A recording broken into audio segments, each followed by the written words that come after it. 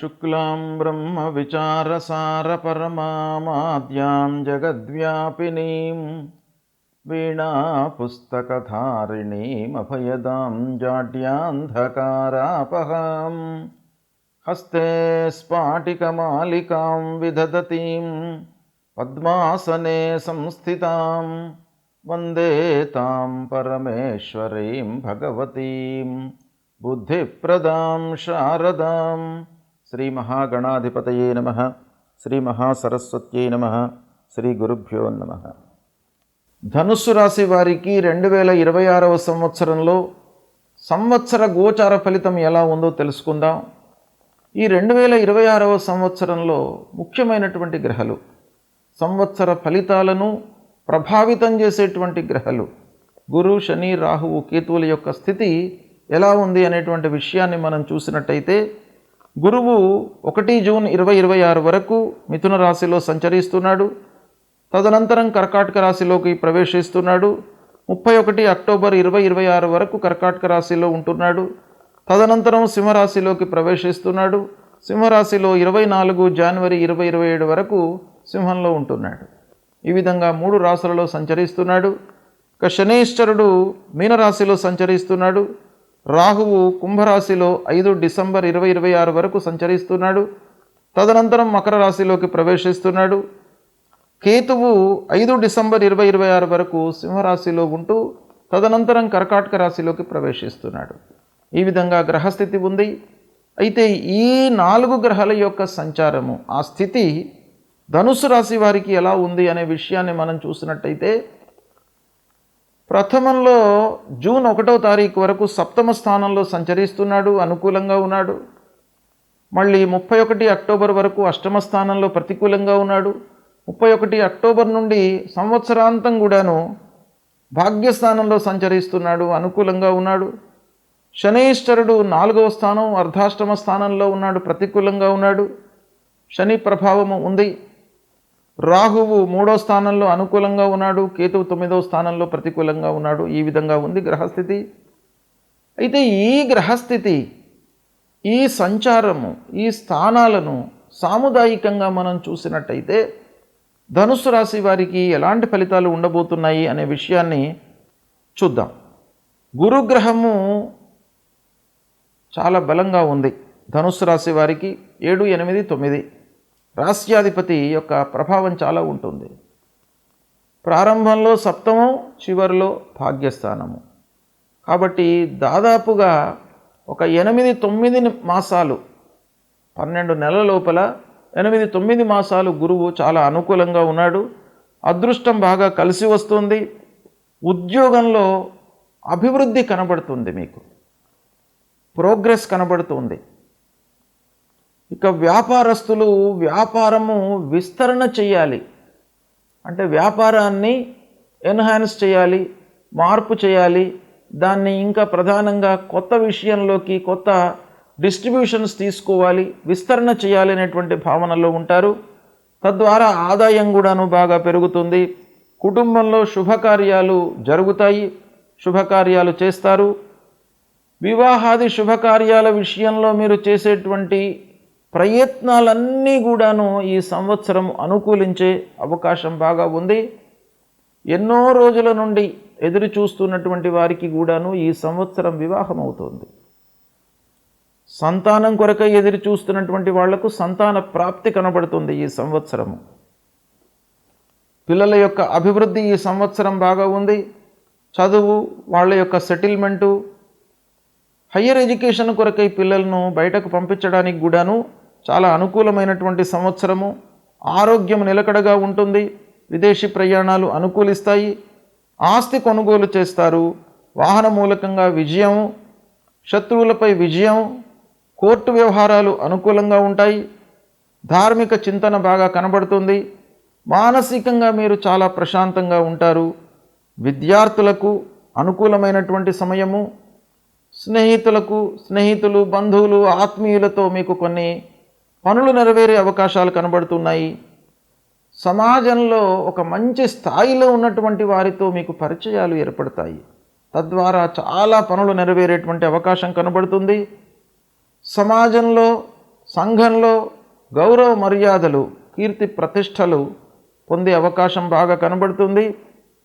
కొంత శ్రమ ఉంటుంది ఈ సంవత్సరము. శని మూలకంగా వర్క్ లోడ్ పెరుగుతుంది. ఉద్యోగస్తులకు కానివ్వండి, వ్యాపారస్తులకు కానివ్వండి, చేసేటువంటి పనుల లోపల శ్రమాధికము ఒక పక్కన గోచరిస్తుంది. అయినప్పటికీ కొన్ని గురు ప్రభావం మూలకంగా మీకు పనులు మట్టుకు నెరవేరుతాయి. ఇక రాజకీయంలో ఉన్నటువంటి వారికి కొంత శ్రమ ఎక్కువగా ఉంటుంది. నాయకత్వ లక్షణాన్ని మీరు బాగా ప్రదర్శించవలసి వస్తుంది. చాలా ఓపికతో మీరు ఉన్నట్టయితే సత్ఫలితాలను పొందుతారు. ముఖ్యంగా విద్యార్థులకు ఈ సంవత్సరము చాలా అనుకూలమైనటువంటి సంవత్సరము.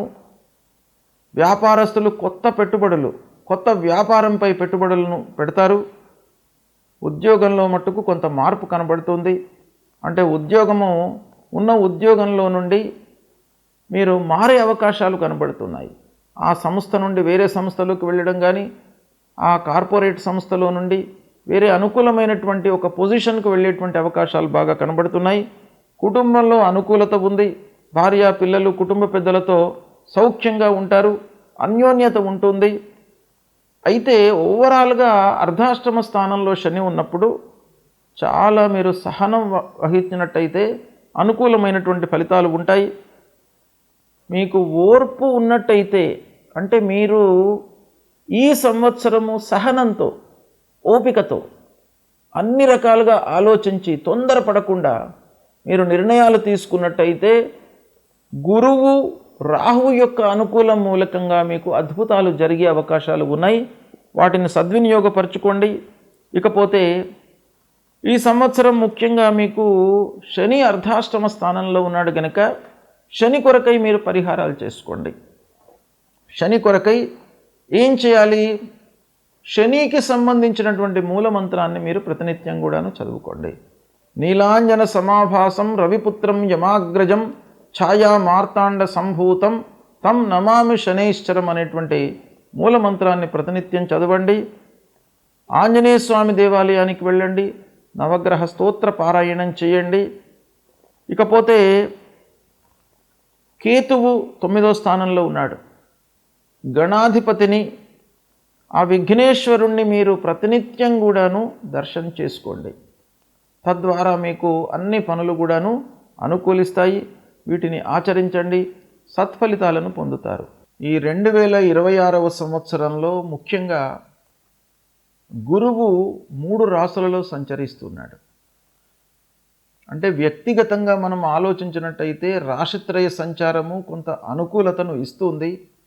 అయినప్పటికీ రాశిత్రయ సంచారం మూలకంగా కొన్ని ఇబ్బందులు కూడాను ఒక పక్కన ఉంటాయి. కనుక గురు భగవానుణ్ణి మీరు పూజించడము మంచిది. అంటే గురు భగవానుడు అనంటే సద్గురువులను సేవించండి. ఈ సంవత్సరము ధార్మిక ప్రచారం లోపల ఎవరైతే వాళ్ళ జీవితాన్ని మొత్తం కూడాను సమాజానికి, సంఘానికి, మనుష్యులకు అర్పణ చేస్తారో అలాంటి వాళ్లను మీరు సేవించడం మూలకంగా మీకు సత్ఫలితాలు కలుగుతాయి. అంతేకాకుండా తల్లిదండ్రులను మీరు సేవించండి. ఈ 2026వ సంవత్సరంలో ఎవరైతే తల్లిదండ్రులను సేవిస్తారో, ప్రతినిత్యం కూడాను వాళ్ళ యొక్క బాగోగులు తెలుసుకుంటూ, వాళ్ళ యొక్క యోగక్షేమాలను తెలుసుకుంటూ ఉంటారో వాళ్లకు ఆ గురు భగవానుడి యొక్క అనుగ్రహం లభిస్తుంది. కనుక అది చేయండి. అంతేకాకుండా కార్యాల లోపల మనకు ఆటంకము, విఘ్నాలు రాకుండా ఉండడానికి ప్రతినిత్యం కూడాను గణపతిని స్మరించండి. గణపతి దేవాలయానికి వెళ్ళండి. ఆ గణపతి మూలకంగా మీరు చేసేటువంటి పనుల లోపల ఆకస్మికమైనటువంటి ఆటంకాలు లేకుండా ఉంటాయి. కాబట్టి ఆ గణపతి యొక్క అనుగ్రహం మీకు బాగా కావాలి. ఇక మీరు ఉన్నటువంటి స్థితిని అలాగే ఉంచడానికి ఆ విష్ణువు యొక్క అనుకూలత, అనుగ్రహము మీకు కావాలి. కాబట్టి విష్ణు సహస్రనామ పారాయణం చేయండి. శ్రీమన్నారాయణుణ్ణి మీరు కొలవండి ప్రతినిత్యం కూడాను. తప్పకుండా మీకు ఒక మంచి స్థితిని ఇస్తాడు ఈ సంవత్సరం మొత్తం కూడాను. అదేవిధంగా ఐశ్వర్య ప్రదాత అయినటువంటి ఆ శివుణ్ణి కూడాను మీరు అర్చించండి. ఈ సంవత్సరం మొత్తం కూడాను మీకు అందుబాటులో ఉన్నటువంటి దేవాలయానికి వెళ్ళండి. అక్కడ శివుడికి అభిషేకం చేయడము, బిల్వార్చన చేయడము, పంచామృతములతో అభిషేకం చేయడం మూలకంగా ఆ శివుని యొక్క అనుగ్రహంతో మీకు ఐశ్వర్యము కలుగుతుంది. ఐశ్వర్యం అంటే సంతానం లేనటువంటి వాళ్లకు సంతానాన్ని ఇస్తాడు. ఏదైతే మీరు అభీష్ట కార్యసిద్ధి మీ మనసులో ఏదైతే పెట్టుకుని ఆ భగవంతుడి దేవాలయానికి వెళ్ళి భగవంతుణ్ణి కొలుస్తారో ఆ కోరికలను తీరుస్తాడు. కాబట్టి ఇవన్నీ కూడాను మీరు చెయ్యండి. గ్రహస్థితి ఒక రకంగా అనుకూలంగా ఉన్నా ప్రతికూలంగా ఉన్నప్పటికీ ఆ పరిహారం రూపంలో మనం భగవంతుణ్ణి ప్రతినిత్యం కూడాను కొలిచినట్టయితే మీకు అన్ని విషయాలలో మంచి ఫలితాలను ఆ భగవంతుడు మీకు ప్రసాదిస్తాడు. మీరు భగవంతుణ్ణి నమ్మండి, దేవాలయానికి వెళ్ళండి, దేవుణ్ణి కొలవండి. తప్పకుండా మీకు మంచి ఫలితాలు ఈ 2026వ సంవత్సరంలో కలుగుతాయి.